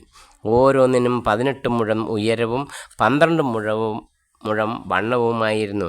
അകം പൊള്ളയായി 4 വിരൽ ഘനത്തിലാണ് അത് നിർമ്മിച്ചത്. സ്തംഭങ്ങളുടെ മുകളിൽ സ്ഥാപിക്കാൻ അവൻ ഓടുകൊണ്ട് 2 മകുടങ്ങൾ വാർത്തു. ഓരോന്നിൻ്റെയും ഉയരം 5 മുഴം. 2 സ്തംഭങ്ങളുടെയും മുകളിലെ മകുടങ്ങളിൽ ചിത്രപ്പണി ചെയ്ത തൊങ്ങലും ചങ്ങലയും ഘടിപ്പിച്ചു. സ്തംഭങ്ങളുടെ മുകളിലുള്ള മകുടങ്ങളിലെ തൊങ്ങലുകളുടെ മീതെ മകുടങ്ങൾ മൂടത്തക്ക വിധം 2 വരി മാതളപ്പഴം കൊത്തിവെച്ചു. ഭൂമുഖത്തുള്ള സ്തംഭങ്ങളുടെ മുകുടങ്ങൾ 4 മുഴം ഉയരത്തിൽ ലില്ലിപുഷ്പത്തിൻ്റെ ആകൃതിയിലായിരുന്നു. സ്തംഭങ്ങളുടെ മുകളിൽ തോങ്ങലുകളോടുകൂടി ചേർന്ന് ഉന്തി നിൽക്കുന്ന ഭാഗത്തെ മകുടങ്ങൾ സ്ഥാപിച്ചു. അവയ്ക്ക് ചുറ്റും 2 നിരയായി 200 മാതളപ്പഴം വീതം കൊത്തിയിരുന്നു. ദേവാലയത്തിൻ്റെ ഭൂമുഖത്താണ് സ്തംഭങ്ങൾ സ്ഥാപിച്ചത്. വലത്തുവശത്തെ സ്തംഭത്തിനു യാഖീൻ എന്നും ഇടതുവശത്തേതിനു ബോവാസ് എന്നും പേരിട്ടു. സ്തംഭങ്ങളുടെ ഉപരിഭാഗത്തെ ലില്ലിപുഷ്പങ്ങൾ കൊത്തിയിരുന്നു. ഇപ്രകാരം സ്തംഭങ്ങളുടെ നിർമ്മാണം പൂർത്തിയായി. ഉരുക്കിയ ലോഹം കൊണ്ട് അവൻ ഒരു ജലസംഭരണി വൃത്താകൃതിയിൽ നിർമ്മിച്ചു. അതിൻ്റെ വ്യാസം 10 മുഴം, ആഴം 5 മുഴം, ചുറ്റളവ് 30 മുഴം. വക്കിന് താഴെ ചുറ്റും 30 മുഴം നീളത്തിൽ കായ്കൾ ഉണ്ടാക്കിയിരുന്നു. കായ്കൾ 2 നിരകളിലായി ജലസംഭരണിയോടൊപ്പമാണ് വാർത്തെടുത്തത്. 12 കാളകളുടെ പുറത്താണ് ജലസംഭരണി സ്ഥാപിച്ചിരുന്നത്. അവയിൽ 3 വടക്കോട്ടും പടിഞ്ഞാറോട്ടും അവയിൽ 3 വടക്കോട്ടും പടിഞ്ഞാറോട്ടും തെക്കോട്ടും കിഴക്കോട്ടും തിരിഞ്ഞു നിന്നു. അവയുടെ പിൻഭാഗം ജലസംഭരണിയിലേക്ക് തിരിഞ്ഞു നിന്നു. ജലസംഭരണിക്ക് ഒരു കൈപ്പത്തിയുടെ ഘനം ഉണ്ടായിരുന്നു. അതിൻ്റെ വക്ക് കോപ്പയുടേതെന്ന പോലെ ലില്ലിപ്പുഷ്പം പോലെയായിരുന്നു. 2000 ബത്ത് വെള്ളം അതിൽ കൊള്ളുമായിരുന്നു. ഹീരാം ഓടുകൊണ്ട് 4 മുഴം നീളവും 4 മുഴം വീതിയും 3 മുഴം ഉയരവുമുള്ള 10 പീഠങ്ങൾ ഉണ്ടാക്കി. പീഠങ്ങൾ പണിതത് ഇങ്ങനെയാണ്. പീഠത്തിൻ്റെ പലകൾ ചട്ടത്തിൽ ഉറപ്പിച്ചു. പലകളിൽ സിംഹം, കാള, കെരൂബ് എന്നിവയുടെ രൂപങ്ങൾ കൊത്തിയുണ്ടാക്കി.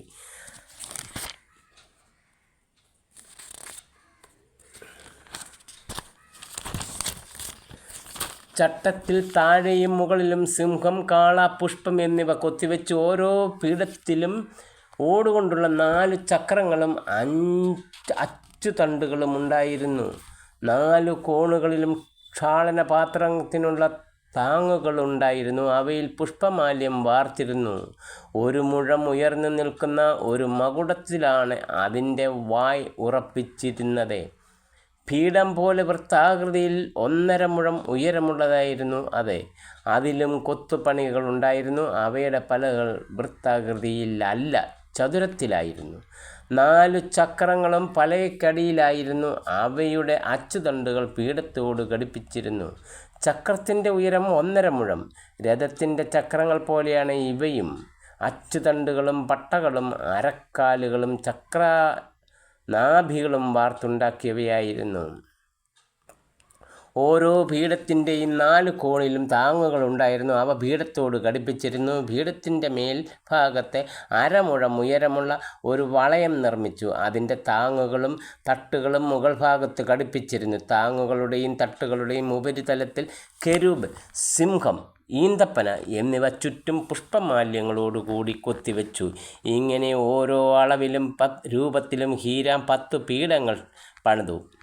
അവനോടുകൊണ്ട് 10 ക്ഷാളനപാത്രങ്ങൾ നിർമ്മിച്ചു.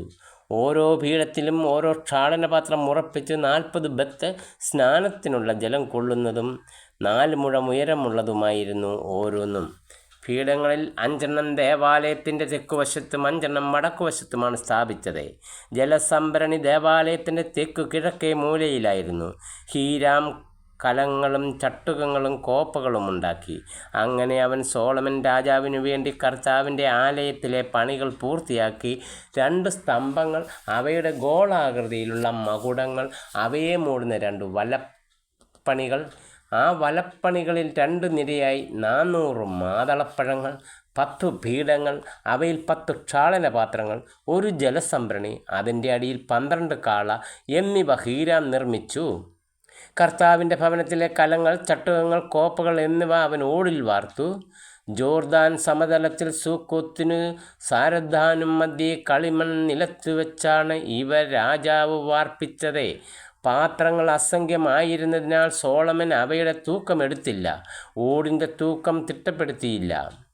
അങ്ങനെ കർത്താവിൻ്റെ ആലയത്തിനു വേണ്ടി ഉപകരണങ്ങളെല്ലാം സോളമൻ നിർമ്മിച്ചു. സ്വർണ്ണ ബലിപീഠം, തിരുസാന്നിധ്യ അപ്പത്തിനുള്ള സുവർണമേശ, ശ്രീകോവിലിൻ്റെ മുൻപിൽ തെക്കും വടക്കും തങ്കം കൊണ്ട് 5 വിളക്കുകാലുകൾ വീതം, സ്വർണം കൊണ്ടുള്ള പുഷ്പങ്ങൾ, ദീപങ്ങൾ, കൊടിലുകൾ, തങ്കം കൊണ്ടുള്ള കോപ്പകൾ, തിരിക്കത്തിരികകൾ, ക്ഷാളനപാത്രങ്ങൾ, ധൂപാർപ്പണത്തിനുള്ള പാത്രങ്ങൾ, തീക്കോരികൾ, അതിവിശുദ്ധ സ്ഥലമായ ശ്രീകോവിലിൻ്റെയും വിശുദ്ധ സ്ഥലത്തിൻ്റെയും വാതിലുകളുടെയും സുവർണ പാദകുടങ്ങൾ എന്നിവ സോളമൻ പണിയിച്ചു. അങ്ങനെ സോളമൻ രാജാവ് കർത്താവിൻ്റെ ആലയത്തിലെ പണികളെല്ലാം തീർത്തു.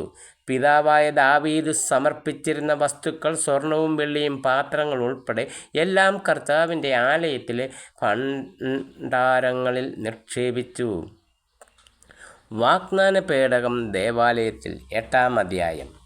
കർത്താവിൻ്റെ വാഗ്ദാന പേടകം ദാവീദിൻ്റെ നഗരമായ സിയോനിൽ നിന്ന് കൊണ്ടുവരാൻ സോളമൻ രാജാവ് ഇസ്രായേലിലെ ശ്രേഷ്ഠന്മാരെയും ഗോത്ര നേതാക്കന്മാരെയും ഇസ്രായേൽ ജനത്തിലെ കുടുംബത്തലവന്മാരെയും ജെറുസലേമിൽ വിളിച്ചുകൂട്ടി. 7-ാം മാസമായ എത്താനീമിൽ തിരുനാൾ ദിവസം ഇസ്രായേൽ ജനം രാജസന്നിധിയിൽ സമ്മേളിച്ചു. ഇസ്രായേലിലെ ശ്രേഷ്ഠന്മാർ വന്നു ചേർന്നു. പുരോഹിതന്മാർ പേടകം വഹിച്ചു. പുരോഹിതന്മാരും ലേവ്യരും ചേർന്ന് കർത്താവിൻ്റെ പേടകവും സമാഗമ കൂടാരവും അതിലുള്ള വിശുദ്ധ പാത്രങ്ങളും കൊണ്ടുവന്നു. സോളമൻ രാജാവും അവിടെ സമ്മേളിച്ച ഇസ്രായേൽ ജനവും പേടകത്തിൻ്റെ മുൻപിൽ അസംഖ്യം കാളകളെയും ആടുകളെയും ബലി കഴിച്ചുകൊണ്ടിരുന്നു.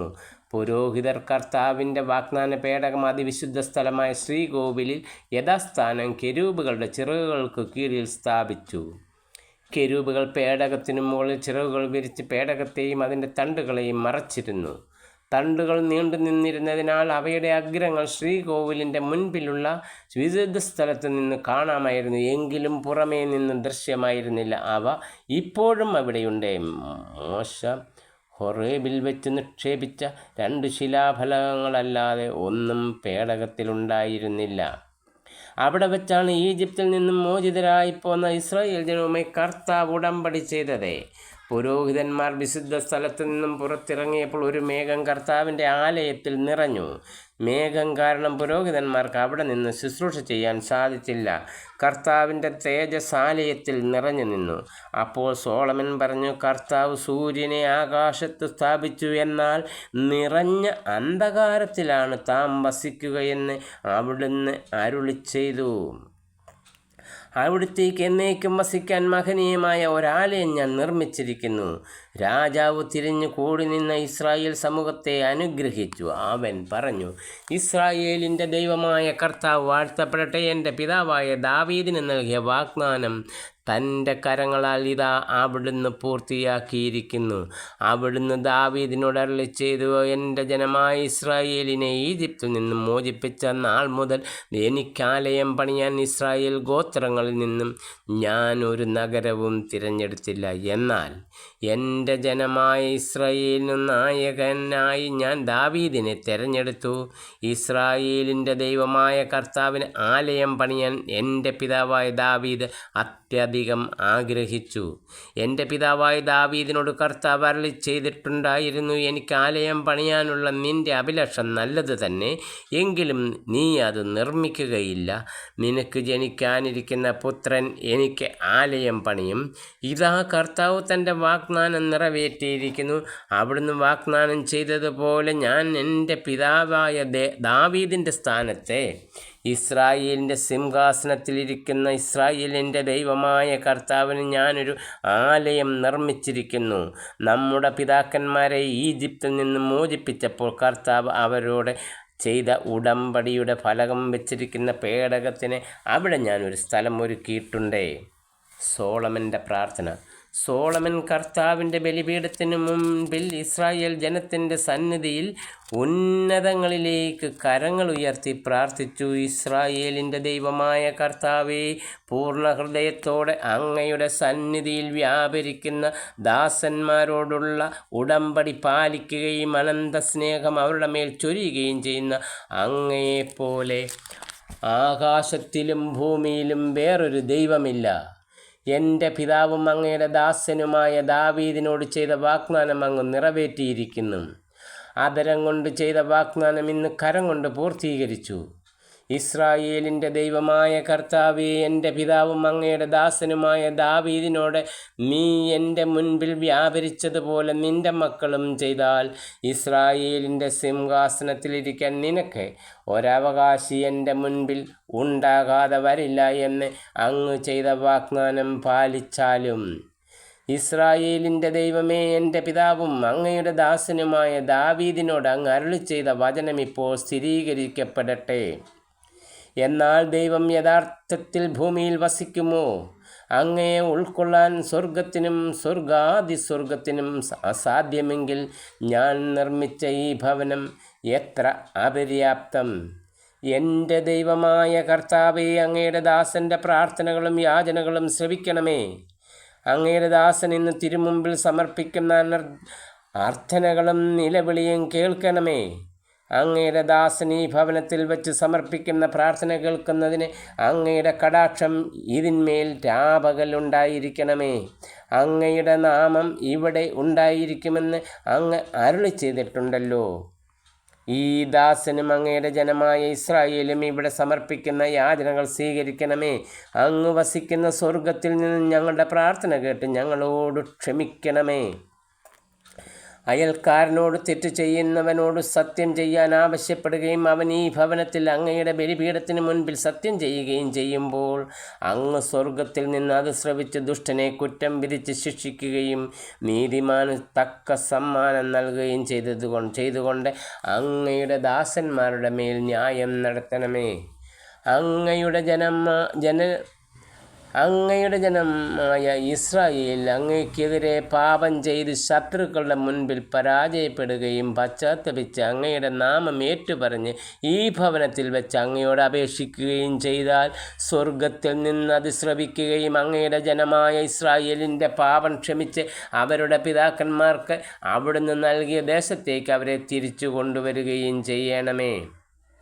ജനത്തിൻ്റെ പാപം നിമിത്തം ആകാശം അടഞ്ഞ് മഴയില്ലാതായാൽ അങ്ങ് വരുത്തിയ ക്ലേശം കൊണ്ട് അവർ ഇവിടെ വന്ന് പ്രാർത്ഥിക്കുകയും അങ്ങയുടെ നാമം ഏറ്റുപറയുകയും പാപങ്ങളിൽ നിന്ന് പിന്തിരികയും ചെയ്താൽ അങ്ങ് സ്വർഗത്തിൽ നിന്ന് അവരുടെ പ്രാർത്ഥന ശ്രവിച്ച് അവിടുത്തെ ദാസരായ ഇസ്രായേൽ ജനത്തിൻ്റെ പാപങ്ങൾ ക്ഷമിച്ച് അവരെ നേർവഴി നടത്തുകയും അവർക്ക് അവകാശമായി കൊടുത്തിരിക്കുന്ന ദേശത്ത് മഴ പെയ്യ്ക്കുകയും ചെയ്യണമേ.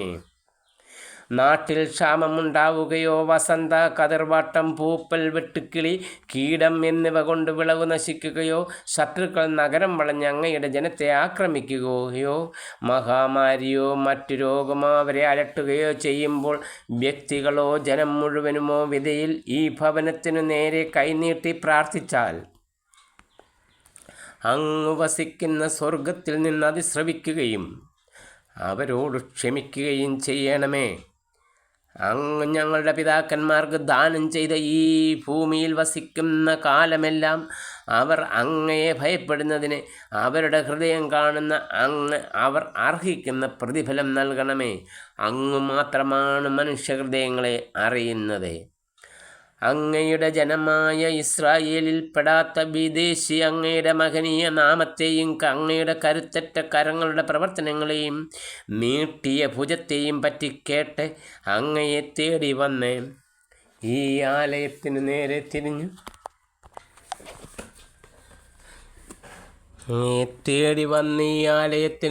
തിരിഞ്ഞു പ്രാർത്ഥിച്ചാൽ അവിടുത്തെ ജനമായ ഇസ്രായേലിനെ പോലെ സർവ്വജനതകളും അങ്ങയുടെ നാമം അറിയാനും അങ്ങയെ ഭയപ്പെടാനും ഞാൻ ഈ ഭവനം അങ്ങയ്ക്കായി നിർമ്മിച്ചിരിക്കുന്നുവെന്ന് ഗ്രഹിക്കാനും വേണ്ടി അങ്ങ് വസിക്കുന്ന സ്വർഗത്തിൽ നിന്ന് അവൻ്റെ പ്രാർത്ഥന ശ്രവിക്കുകയും യാചനകൾ സാധിച്ചു കൊടുക്കുകയും ചെയ്യണമേ.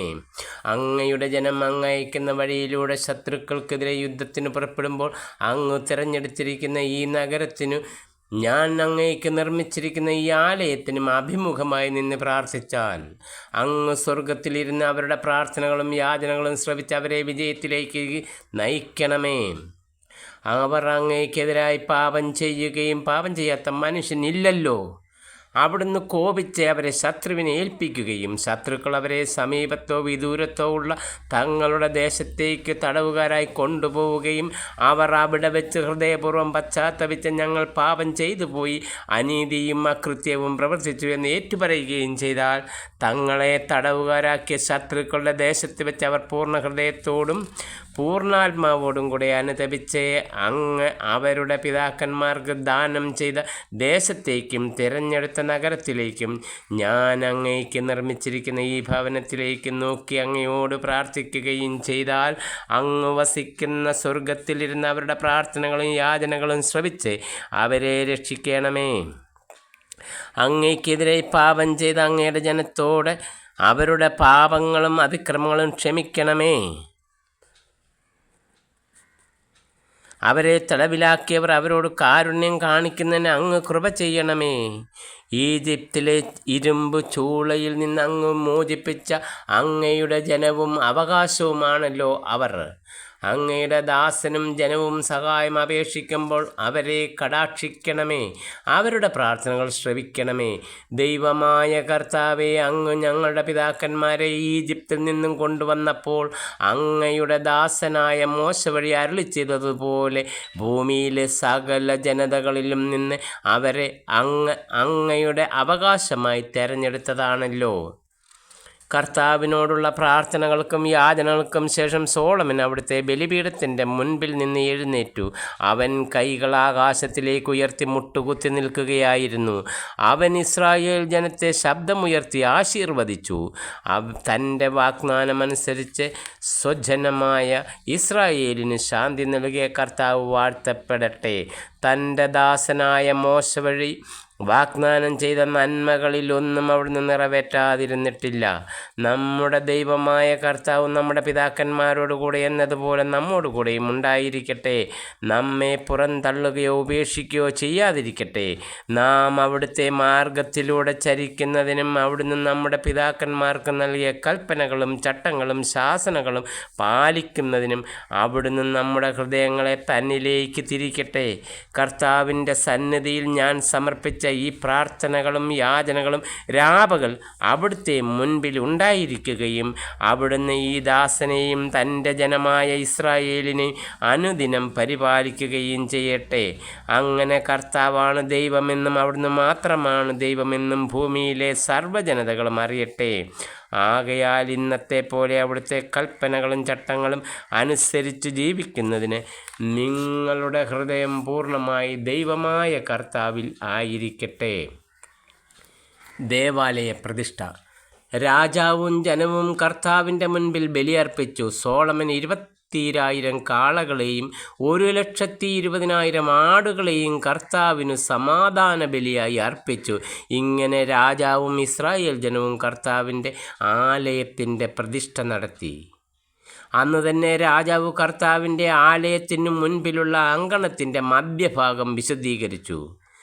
അവിടെയാണ് അവൻ ദഹനബലികളും ധാന്യബലികളും സമാധാന ബലികൾക്കുള്ള കൊഴുപ്പും അർപ്പിച്ചത്. കർത്താവിൻ്റെ മുൻപിലുള്ള ഓടുകൊണ്ടുള്ള ബലിപീഠത്തിന് ഈ ദഹനബലികളും ധാന്യബലികളും സമാധാന ബലിക്കുള്ള കൊഴുപ്പും അർപ്പിക്കാൻ തക്ക വലിപ്പമുണ്ടായിരുന്നില്ല. സോളമൻ ഹമാത്തിൻ്റെ അതിർത്തി മുതൽ ഈജിപ്ത് തോട് വരെയുള്ള ഇസ്രായേൽ ജനങ്ങളോടൊന്നിച്ച് നമ്മുടെ ദൈവമായ കർത്താവിൻ്റെ മുൻപിൽ 7 ദിവസം ഉത്സവം ആഘോഷിച്ചു. 8-ാം ദിവസം അവൻ ജനങ്ങളെ മടക്കി അയച്ചു. അവർ രാജാവിനെ പുകഴ്ത്തുകയും കർത്താവ് തൻ്റെ ദാസനായ ദാവീദിനും തൻ്റെ ജനമായ ഇസ്രായേലിനും ചെയ്ത സകല നന്മകളും ഓർത്ത് ആഹ്ലാദഭരിതരായി സ്വഭവനങ്ങളിലേക്ക് മടങ്ങുകയും ചെയ്തു. സോളമന് വാഗ്ദാനം. 9-ാം അധ്യായം.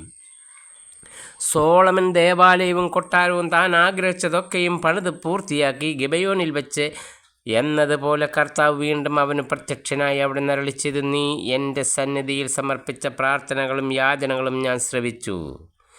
നീ നിർമ്മിക്കുകയും എന്നേക്കുമായി എൻ്റെ നാമം പ്രതിഷ്ഠിക്കുകയും ചെയ്ത ഈ ആലയം ഞാൻ വിശദീകരിച്ചിരിക്കുന്നു.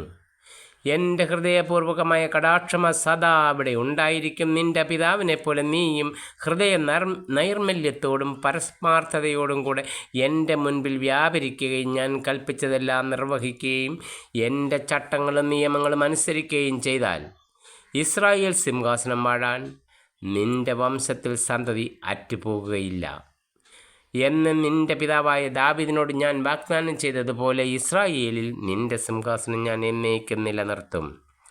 നീയോ നിൻ്റെ മക്കളോ എന്നെ ഉപേക്ഷിച്ച് എൻ്റെ കൽപ്പനകളും നിയമങ്ങളും പാലിക്കാതെ അന്യദേവന്മാരെ സേവിക്കുകയും ആരാധിക്കുകയും ചെയ്താൽ ഞാൻ നൽകിയിരിക്കുന്ന ദേശത്ത് നിന്ന് ഇസ്രായേലിനെ ഞാൻ വിച്ഛേദിക്കും. എനിക്കു വേണ്ടി ഞാൻ വിശദീകരിച്ച ഈ ആലയം എൻ്റെ മുൻപിൽ നിന്ന് ഞാൻ നീക്കിക്കളയും. ഇസ്രായേൽ സകല ജനതകളുടെയും ഇടയിൽ പരിഹാസപാത്രവും പഴമൊഴിയുമായി പരിണമിക്കും. ഈ ആലയം നാശക്കൂമ്പാരമായിത്തീരും. അടുത്തുകൂടെ കടന്നു പോകുന്നവർ സ്തബ്ധരായി ചോദിക്കും, ഈ ദേശത്തോടും ആലയത്തോടും എന്തുകൊണ്ടാണ് കർത്താവ് ഇങ്ങനെ ചെയ്തത്? തങ്ങളുടെ പിതാക്കന്മാരെ ഈജിപ്തിൽ നിന്നും മോചിപ്പിച്ച ദൈവമായ കർത്താവിനെ അവർ ഉപേക്ഷിക്കുകയും അന്യദേവന്മാരുടെ പിന്നാലെ പോയി അവരെ ആരാധിക്കുകയും സേവിക്കുകയും ചെയ്തതുകൊണ്ടാണ് കർത്താവ് അവർക്ക് ഈ നാശം വരുത്തിയതെന്ന് അവർ തന്നെ ഉത്തരം പറയും. സോളമൻ്റെ പ്രവർത്തനങ്ങൾ. കർത്താവിൻ്റെ ആലയവും രാജകൊട്ടാരവും പണിയാൻ സോളമൻ 20 വർഷമെടുത്തു. തനിക്ക് ആവശ്യമുള്ള സരളമരവും ദേവദാരുവും സ്വർണവും നൽകിയ ടീറിലെ ഹീരാം രാജാവിന് സോളമൻ ഗലീലി പ്രദേശത്തെ 20 നഗരങ്ങൾ കൊടുത്തു. സോളമൻ സമ്മാനിച്ച നഗരങ്ങൾ കാണാൻ ഹീരാം ടീറിൽ നിന്ന് വന്നു. അവന് അവ ഇഷ്ടപ്പെട്ടില്ല. അവൻ ചോദിച്ചു, സഹോദരാ, എന്ത് തരം നഗരങ്ങളാണ് എനിക്ക് നീ ഈ നൽകിയത്? അതിനാൽ അവ കാബൂൽ എന്ന് ഇന്നും അറിയപ്പെടുന്നു. ഹീരാം 120 താലന്ത് സ്വർണം സോളമന് കൊടുത്തിരുന്നു. കർത്താവിൻ്റെ ആലയം, സ്വന്തം ഭവനം, മില്ലോ, ജെറുസലേമിൻ്റെ മതിൽ, ഹിസോർ, മെഗിദോ, ഗേസർ ഈജിപ്തിലെ രാജാവായ ഫറവോ പിടിച്ചെടുക്കുകയും ചുട്ടെരിക്കുകയും അവിടെ വസിച്ചിരുന്ന കാനാൻകാരെ വധിച്ചതിന് ശേഷം കർത്താവിൻ്റെ ആലയം, സ്വന്തം ഭവനം, മില്ലോ, ജെറുസലേമിൻ്റെ മതിൽ, ഹാസോർ, മെഗിദോ, ഗേസർ ഈജിപ്തിലെ രാജാവായ ഫറവോ പിടിച്ചെടുക്കുകയും ചുട്ടെരിക്കുകയും അവിടെ വസിച്ചിരുന്ന കാനാൻകാരെ വധിച്ചതിനു ശേഷം സോളമന് ഭാര്യയായി നൽകിയ തൻ്റെ പുത്രിക്ക് സ്ത്രീധനമായി കൊടുക്കുകയും ചെയ്ത നഗരമാണ് ഗേസർ. സോളമൻ അത് പുതുക്കി പണിതു. താഴത്തെ ബത്ത് ഹറോൺ, യൂദ മരുപ്രദേശത്തെ ബാലാത്ത്, താമർ സോളമൻ്റെ സംഭരണ നഗരങ്ങൾ, രഥങ്ങൾക്ക് വേണ്ടിയുള്ള പട്ടണങ്ങൾ, കുതിരക്കാർക്ക് വേണ്ടിയുള്ള പട്ടണങ്ങൾ എന്നിവയും ജെറുസലേമിലും ലെബനോനിലും തൻ്റെ അധികാരത്തിൽപ്പെട്ട മറ്റ് പ്രദേശങ്ങളിലും താൻ പണിയാൻ ആഗ്രഹിച്ചവയും നിർമ്മിക്കാൻ സോളമൻ ചെയ്യിച്ച അടിമവേലയുടെയും വിവരം ഇതാണ്. ഇസ്രായേൽക്കാരിൽ ഉൾപ്പെടാത്ത അമ്മോര്യർ, ഹിത്യർ, പെരിസ്യർ, ഹിവ്യർ, ജബൂസ്യർ എന്നിവരിൽ അവശേഷിച്ച സകലരെയും സോളമൻ അടിമവേലയ്ക്ക് നിയോഗിച്ചു. അവർ ഇന്നും അങ്ങനെ തുടരുന്നു. ഇസ്രായേൽ ജനത്തിന് ഉന്മൂലനം ചെയ്യാൻ സാധിക്കാതെ അവശേഷിച്ചവരുടെ മക്കളായിരുന്നു ഇവർ. ഇസ്രായേലിൽ നിന്ന് ആരെയും സോളമൻ ദാസ്യവേലയ്ക്ക് നിയോഗിച്ചില്ല. അവർ അവൻ്റെ യോദ്ധാക്കളും അംഗരക്ഷകരും സേനാനായകന്മാരും ഉപസേനാനായകന്മാരും അശ്വരഥസൈന്യങ്ങളുടെ അധിപന്മാരുമായിരുന്നു. സോളമൻ ചെയ്തു തീർത്ത ജോലികൾക്ക് മേൽനോട്ടം വഹിച്ചത് 550 മേലാളന്മാരാണ്. ഫറവോയുടെ മകൾ ദാവീദിൻ്റെ നഗരത്തിൽ നിന്ന് സോളമൻ അവൾക്ക് നിർമ്മിച്ചു കൊടുത്ത ഭവനത്തിലേക്ക് മാറി താമസിച്ചു. അതിനുശേഷം അവൻ മില്ലോ നിർമ്മിച്ചു.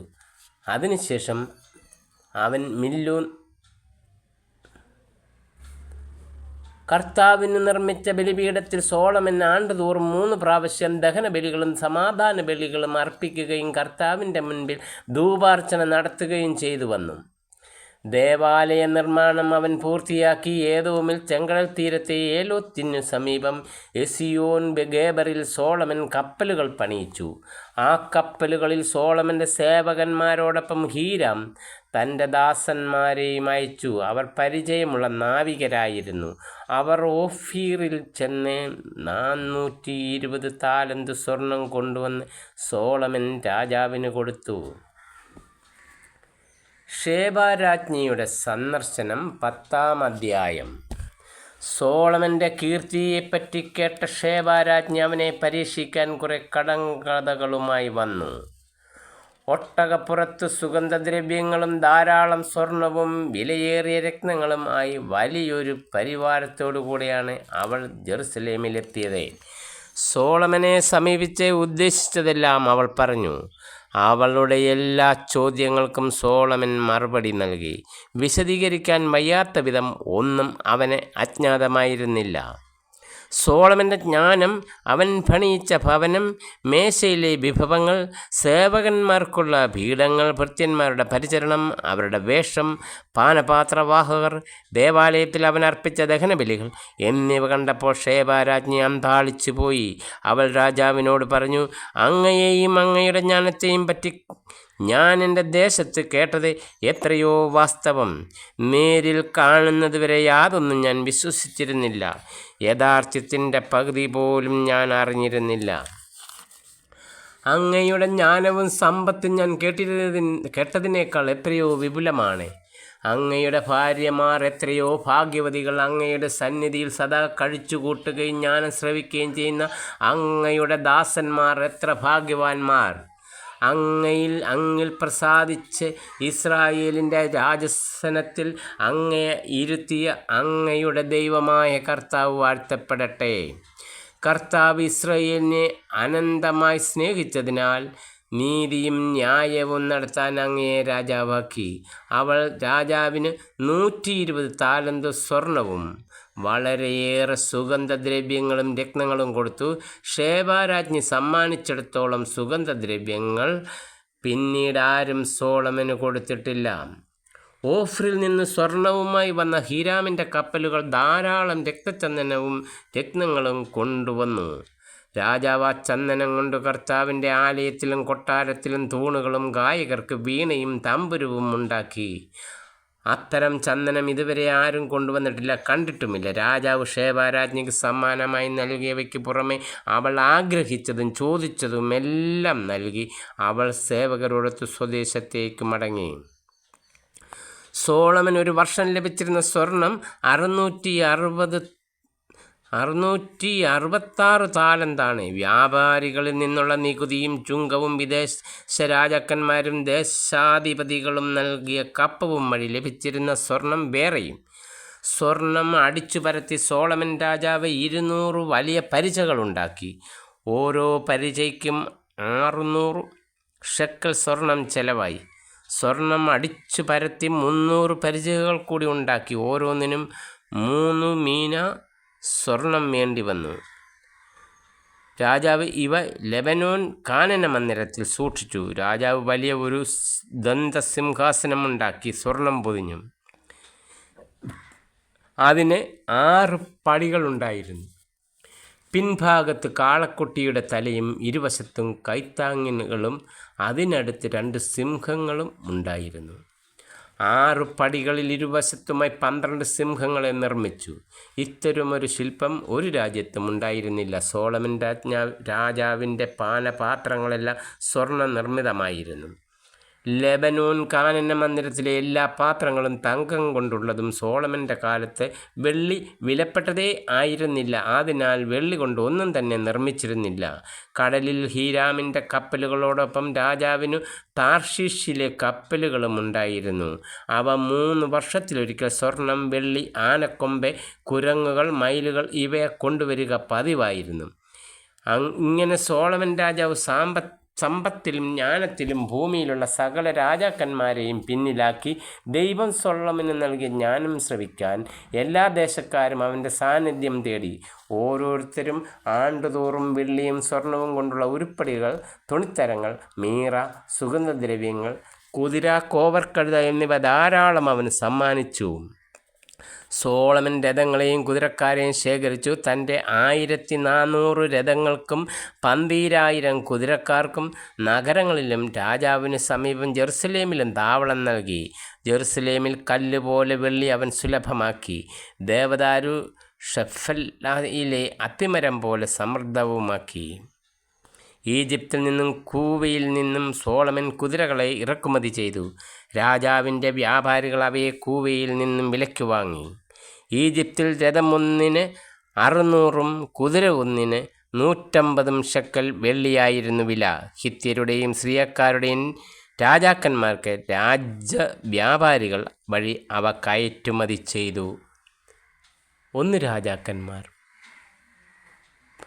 10-ാം അധ്യായം വരെ ഇവിടെ വായിച്ചു. ദൈവത്തിന്